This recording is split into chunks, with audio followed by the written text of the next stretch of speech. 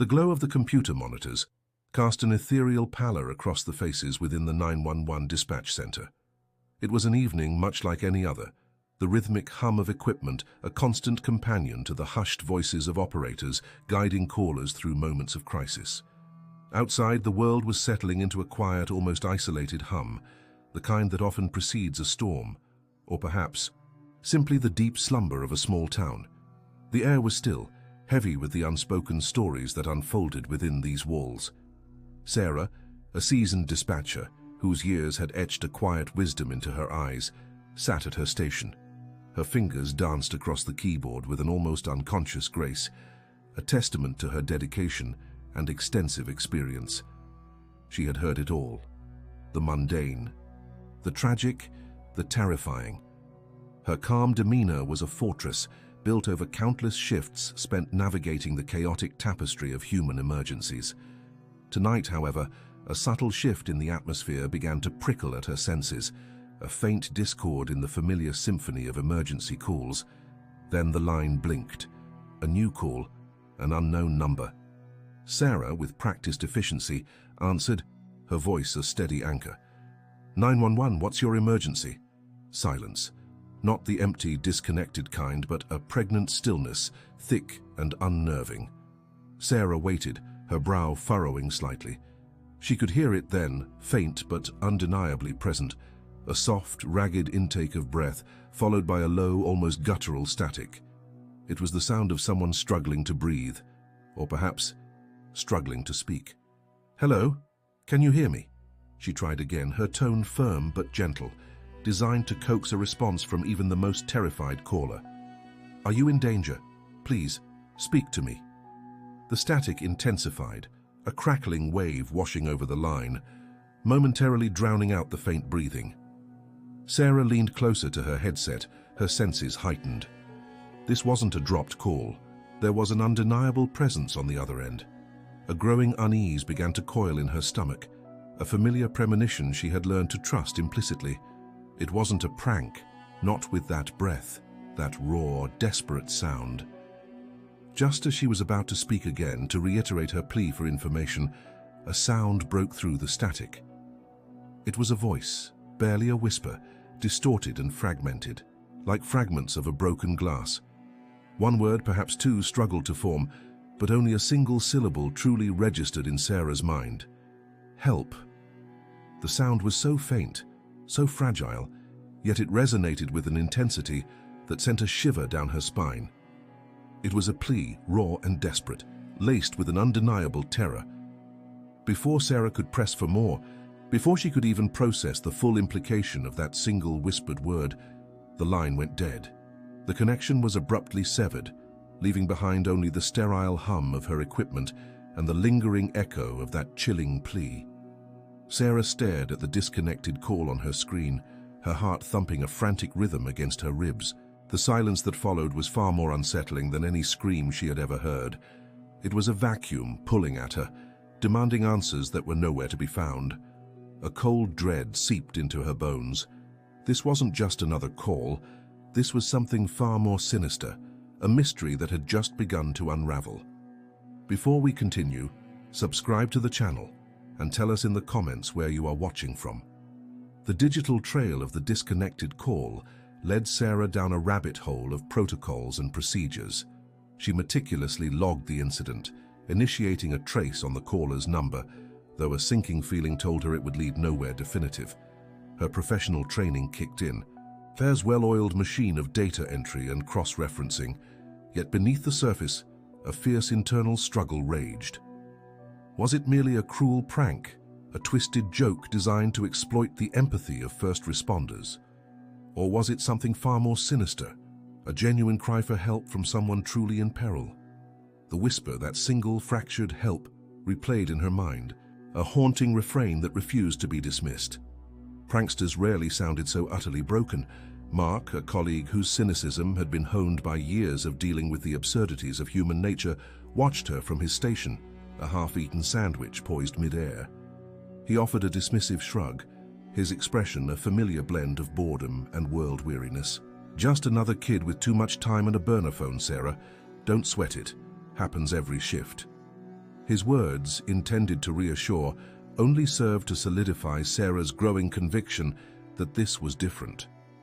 Mark's casual dismissal felt like a personal affront to the unknown caller, a voiceless victim reduced to a statistic. Sarah's intuition, her finely tuned instrument developed over 2 decades on the job, screamed otherwise. This wasn't a routine prank. It carried the weight of genuine fear. She felt an inexplicable, almost personal connection to the unknown caller, a silent plea that resonated deep within her. It was a sensation she had learned to trust, a gut feeling that had saved lives before. Ignoring the buzzing hum of the dispatch center, she retrieved the recording of the call. Her fingers trembled slightly as she pressed play, her ears straining to decipher the fragmented whisper, to find any clue embedded within the static. The distorted voice crackled through her headset again, the single word, "help," barely audible beneath the hiss of interference. Sarah closed her eyes, focusing intently, mentally stripping away the layers of noise, trying to reconstruct the moment. She replayed it, then again and again, each time listening for something new, a subtle inflection, a hidden clue. And then, it was there. Faint, almost imperceptible beneath the static and the ragged breathing, a distinct background noise emerged. It wasn't loud, but it was consistent, a rhythmic, almost metallic clanking, accompanied by a low, distant hum. It sounded industrial, perhaps mechanical, definitely not the typical backdrop of a suburban home or a bustling street. It suggested an enclosed space, perhaps abandoned, or at least uncommonly isolated. Her fingers flew across the keyboard, cross-referencing the estimated call origin with known industrial zones, abandoned factories, or remote warehouses within their jurisdiction. The call logs, however, offered no solace. There were no previous incidents reported from that specific area, no recent criminal activity, no missing persons reports that immediately jumped out. It was a blank slate, a void that only deepened the mystery. The lack of a history, ironically, made the call even more unsettling. It suggested a situation that had materialized out of nowhere, an isolated incident that defied easy categorization. The metallic clanking and the low hum continued to echo in her mind, a dissonant melody of distress, painting a chilling picture of an unknown location and an even more unknown plight. Sarah knew with a certainty that chilled her to the bone that this was far from over. The screen flickered, displaying the familiar incoming call alert. Sarah's eyes widened, a jolt of adrenaline surging through her veins. The number was identical to the one from the previous night, the same untraceable digits that had delivered the chilling whisper. Her heart hammered against her ribs, a frantic drumbeat echoing the urgency she felt. This wasn't a coincidence. It was a desperate continuation. She snatched the headset, her voice taut with a mixture of apprehension and grim determination. 911, this is Sarah. Do you hear me? This time, the silence was shorter, less absolute. A fragile, wavering sound pierced through the static. A gasp, then a choked sob. It was unmistakably a human voice, young and utterly terrified. Please, help me. The words were barely audible, laced with a raw desperation that twisted Sarah's gut. The metallic clanking and low hum from the previous call were still present in the background, a chilling constant. Sarah's professional calm, honed over years of crisis, fought against the rising tide of her own anxiety. This was real. The young woman was truly in peril. "I hear you," Sarah affirmed, her voice a steady anchor in the storm of the caller's fear. "Can you tell me your name? Where are you? What's happening?" She spoke clearly, slowly, each word carefully chosen to convey reassurance and elicit information. The young woman's breathing was ragged, punctuated by small whimpering sounds. It was clear she was struggling, perhaps physically, perhaps emotionally. I don't know," the voice stammered, riddled with panic. "Trapped. I'm trapped." The vagueness was frustrating yet understandable given the circumstances. Sarah knew she had to keep the caller talking to maintain that fragile connection. Every second counted. "Trapped where? Can you see anything around you? Any landmarks? A window?" A sudden burst of static, sharper and more violent than before, ripped through the line. It sounded like something had been dropped or perhaps someone had struggled. The young woman cried out, a muffled shriek that sent a jolt of fear through Sarah. The metallic clanking intensified, becoming more erratic, less rhythmic. It suggested movement, a struggle, or perhaps the caller being jostled. Sarah's grip tightened on her pen, her knuckles white. She could almost feel the fear radiating from the other end of the line. "Are you still there?" Sarah pressed, her voice urgent now, tinged with a desperate plea. "What was that sound? Are you hurt?" The connection wavered, the young woman's voice fading in and out, like a distant radio signal struggling to find its frequency. He's here," she whispered, the words barely a breath, filled with an unimaginable terror. "He found me." Sarah's blood ran cold. "Who found you? Who is he?" she demanded, her mind racing, trying to piece together the fragments of information. Was this a captor? Was the caller being held against her will? The sense of urgency amplified, morphing into a crushing weight of responsibility.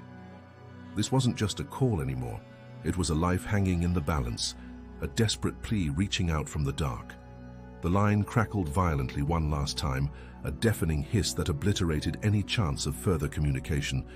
But before the final abrupt disconnection, a distinct, unsettling sound cut through the static. It wasn't human. It was a guttural, almost animalistic growl, deep and chilling, followed by a dull thud. The sound resonated in Sarah's ears, a tangible echo of violence and despair. And then silence. A profound, terrifying silence that felt heavier, more menacing than before. The call was over, but the chilling reverberations of that final sound lingered, painting a vivid, horrifying picture in Sarah's mind. She stared at the disconnected call on her screen, her hands trembling, a cold dread settling deep within her. This wasn't a prank. This was a nightmare unfolding in real time, and she had just witnessed its most terrifying act. The gravity of the situation pressed down on her, an unbearable weight. She knew with absolute certainty that she could not let this go. The gravity of the situation pressed down on her, an unbearable weight. She knew with absolute certainty that she could not let this go. Sarah ripped off her headset, her movements sharp and decisive, the previous calls replaying in her mind. The young woman's terrified whisper, the metallic clanking, and most disturbingly, that final guttural growl followed by a sickening thud. This was no longer just a troubling incident. It was an active crisis, demanding immediate and unwavering attention. She marched directly to the supervisor's desk, her face etched with a grim determination that brooked no argument. Her superior, a man named Henderson, looked up, annoyance flickering across his features at the interruption. Sarah recounted the calls, her voice steady despite the tremor in her hands, detailing every chilling sound, every terrified whisper. She emphasized the consistency of the background noise, the caller's escalating fear, and the horrifying final moments. Henderson, however, remained impassive, his skepticism a palpable barrier. He cited protocol, the lack of concrete identification, the absence of a registered crime scene. He suggested it was likely a prank, albeit a disturbing one, or perhaps a domestic dispute that had resolved itself. His dismissal felt like a personal affront, a betrayal of the terrified young woman whose voice still echoed in Sarah's ears. But Sarah refused to be deterred.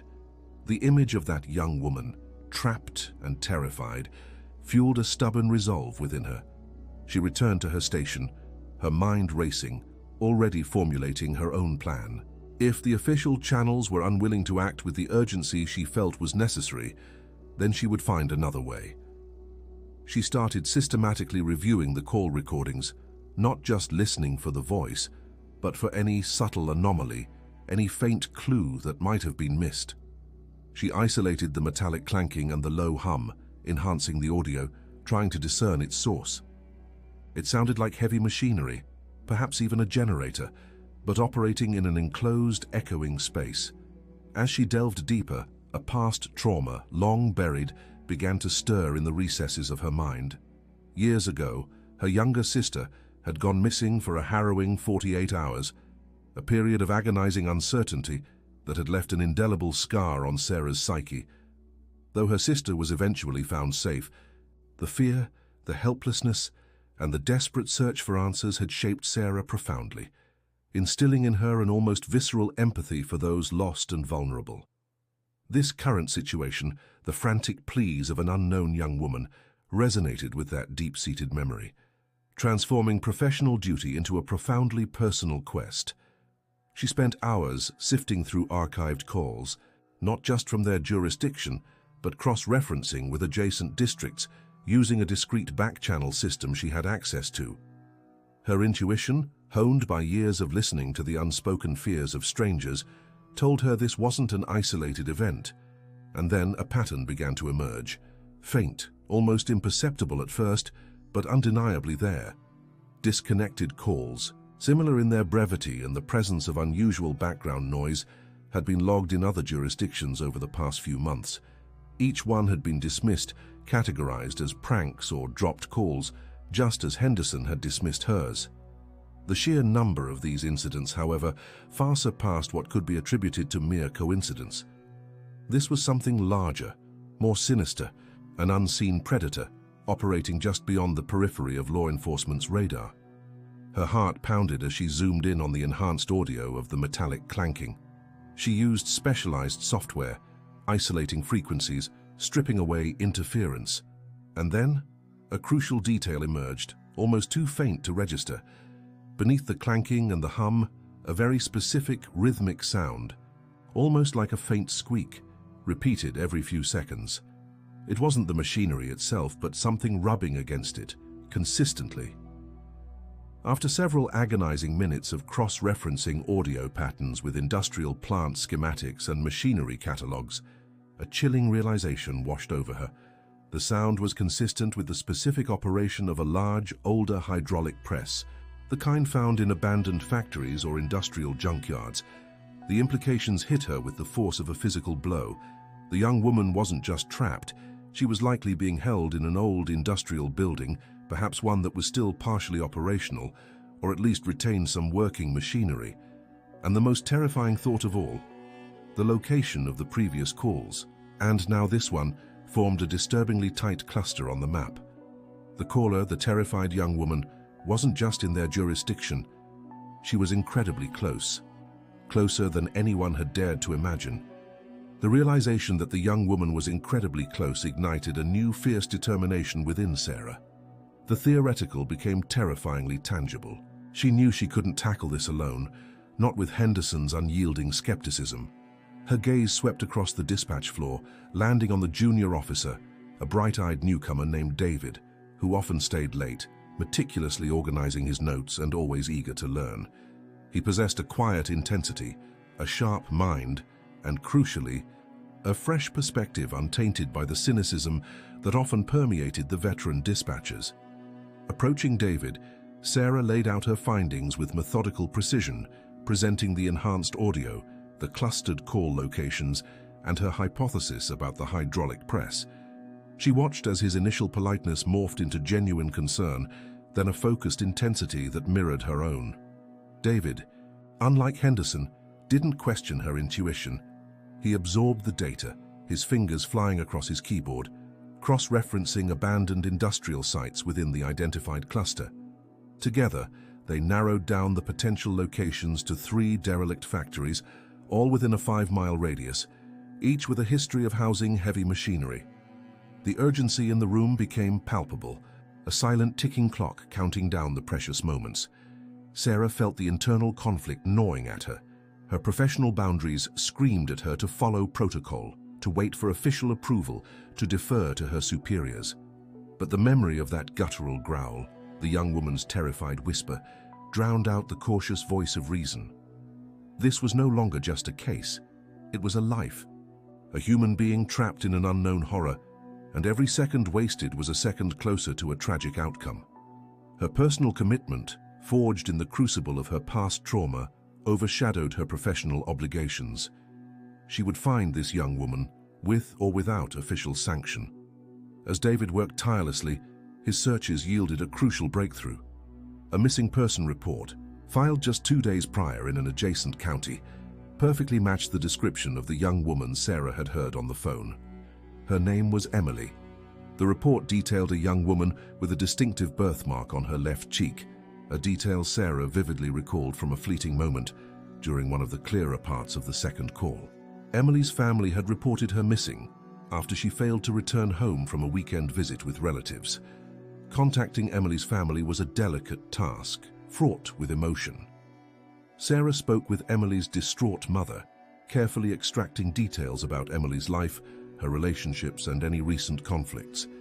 The mother, tearfully, revealed a history of strained relationships within their extended family, particularly with Emily's estranged uncle, a man known for his volatile temper and a deep-seated resentment towards Emily's side of the family over a long-disputed inheritance. He owned a dilapidated property, an old disused textile mill, which was one of the 3 derelict factories David had identified. The pieces clicked into place with horrifying clarity.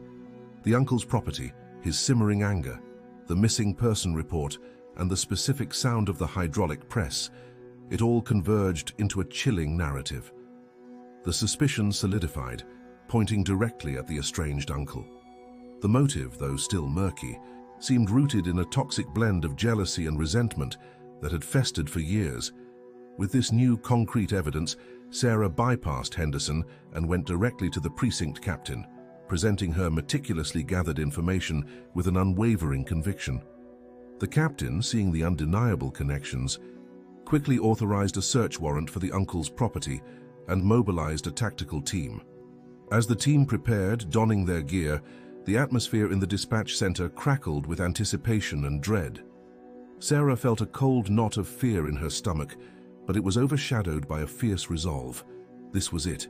The race against time was reaching its climax. She provided the team with every detail, every nuance of the calls, the layout of the suspected factory, the potential dangers. The sympathetic junior officer David stood beside her, his face pale but determined. They had done everything they could from behind their screens. Now it was up to the officers on the ground. The rescue operation was underway, a desperate gamble against the encroaching darkness. The tactical team moved with silent precision, their heavy boots crunching on the gravel path leading to the derelict textile mill. The air hung thick with the metallic tang of decay and the ghost of forgotten industry. Sarah, though not physically present, felt every tremor, every rustle of the team's advance through the radio crackle in the dispatch center. Her heart hammered against her ribs, a frantic drumbeat echoing the urgency of the moment. The mill loomed ahead, a skeletal structure against the fading light, its broken windows like vacant eyes staring out at a world that had long forgotten it. Inside, the search was meticulous, systematic. Each officer swept through the cavernous spaces, their flashlights cutting through the gloom, illuminating cobweb-draped machinery and forgotten tools. The silence was oppressive, broken only by the occasional creak of metal or the hushed commands of the team leader. Then a voice strained with controlled excitement came over the radio. "We have something." Sarah leaned forward, her breath catching in her throat. The discovery was a small tattered backpack, tucked away behind a rusted loom. Inside, among a few mundane items, was a worn photograph of Emily, her bright smile a stark contrast to the grim surroundings. More chillingly, a simple silver locket one Emily's mother had described lay beside it. These personal belongings, scattered haphazardly, painted a vivid picture of a life abruptly interrupted, a struggle that had left its tangible markers. The team pressed on, their resolve hardening with each confirmation that Emily had indeed been here. The atmosphere grew heavier, charged with a palpable sense of dread. The officers moved deeper into the mill, their senses heightened, aware that they were treading on the very edge of a nightmare. The chilling realization began to dawn on them, and on Sarah listening intently, that this wasn't just a place of confinement. It was a carefully constructed prison designed to isolate and terrorize. The hydraulic press, the source of the faint squeaking Sarah had identified, was located in a secluded annex, its massive jaws silent and menacing. Around it, makeshift restraints and discarded food wrappers spoke volumes about Emily's prolonged captivity. Then came the confirmation that sent a shiver down Sarah's spine. Another discovery, this time a small, crudely carved wooden bird. identical to one Emily's mother had mentioned as a childhood gift from her estranged uncle. It lay on a dusty workbench, a cruel memento, a twisted sign of ownership. The identity of the captor, though suspected, was now unequivocally revealed. It was indeed Emily's uncle, the unnamed family member, whose festering resentment had finally erupted into this horrifying act of betrayal. Sarah felt a surge of cold anger, a visceral reaction to the profound violation of trust. The motive, woven through years of familial discord, began to unravel itself. The uncle's deep-seated jealousy over the inheritance, his bitterness towards Emily's branch of the family, had morphed into an obsessive desire for control and revenge. He hadn't just wanted to hurt Emily, he wanted to break her, to make her suffer for perceived slights that had festered in his twisted mind for decades. The thought of Emily, trapped and terrified at the mercy of such a malevolent force, fueled Sarah's determination. Every fiber of her being screamed for justice, for rescue. This wasn't merely a case anymore, it was a personal crusade, a battle against the darkness that had consumed one family and threatened to extinguish a young life. The team continued its methodical search, their movements now infused with a renewed sense of urgency, knowing they were closing in on a man consumed by his own bitter betrayals. The endgame was near. The tactical team, now armed with the chilling confirmations of Emily's captivity and her uncle's culpability, moved with a heightened sense of purpose. Their methodical search transformed into a focused hunt, each step deliberate, each glance piercing the shadows with renewed intensity. The radio crackled again, a low, urgent whisper from the team leader. Footprints, fresh, leading to the sub-basement.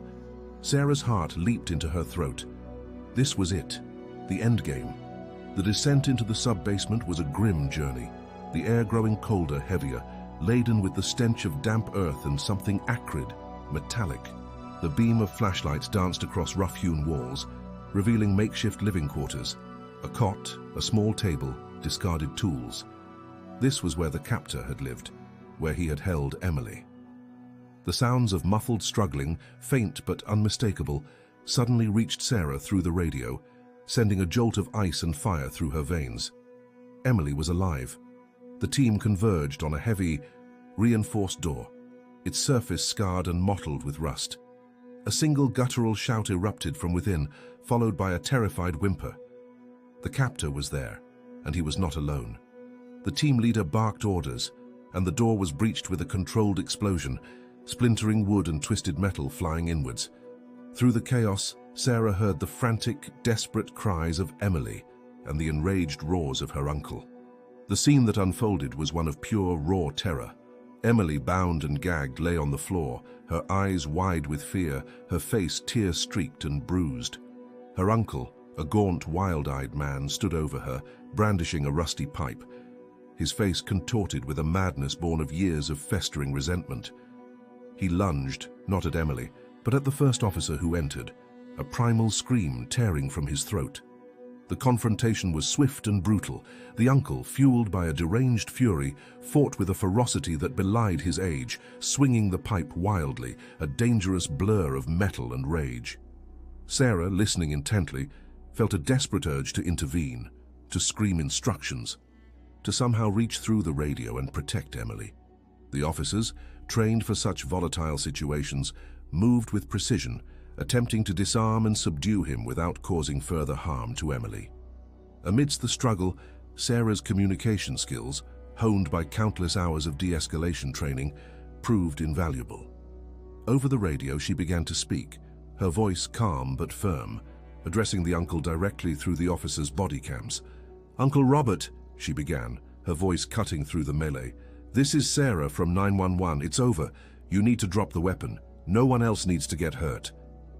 Her words, broadcast into the enclosed space, seemed to momentarily pierce the uncle's rage. He faltered, his eyes darting towards the officer, whose radio was transmitting her voice. That split second of hesitation was all the team needed. A swift, coordinated move, and the pipe was wrenched from his grasp. He roared again, a sound of pure, impotent fury, but resistance was futile. He was quickly overwhelmed, wrestled to the ground and cuffed, still struggling, still muttering incoherent threats. Once the uncle was secured, the first priority was Emily. An officer knelt beside her, carefully removing the gag and bindings. Emily coughed, gasping for air, her body trembling uncontrollably. Her eyes, still wide with terror, slowly began to register her rescuers. She looked small, fragile, utterly spent, but undeniably alive. The sight, even through the crackle of the radio, brought a wave of profound relief crashing over Sarah. Emily was rescued, weak, bruised, but she had survived. The long, agonizing wait was finally over. The silence that followed the apprehension was not empty. It was filled with the quiet, ragged breaths of relief, the soft murmur of comfort, and the faint, almost imperceptible sound of a young woman's first tentative steps back towards freedom. The aftermath of Emily's rescue unfolded with a quiet intensity, a stark contrast to the preceding chaos. Medics swarmed the sub-basement, their calm, efficient movements a balm to the raw nerves of the tactical team, and especially to Sarah, who listened intently from the dispatch center. Emily, though physically frail and emotionally shattered, was quickly stabilized. Her emaciated frame and bruised skin told a story of neglect and cruelty, but the resilience in her eyes, even through their terror, offered a glimmer of hope. She was carefully transported to a waiting ambulance, her journey towards recovery just beginning. For Sarah, the relief was immense, a heavy weight lifting from her shoulders, but it was quickly replaced by a profound weariness. The emotional toll of the experience settled deep within her, a cold ache that permeated her bones. She had been a silent witness to Emily's torment, a voice in the darkness, and now, to the fragile dawn of her freedom. The constant tension, the relentless drive to find and save, had consumed her for days, leaving her utterly drained but also strangely fulfilled.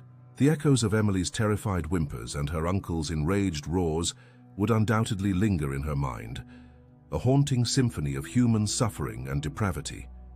Meanwhile, justice, a slow and methodical machinery, began to grind into motion for the unnamed family member.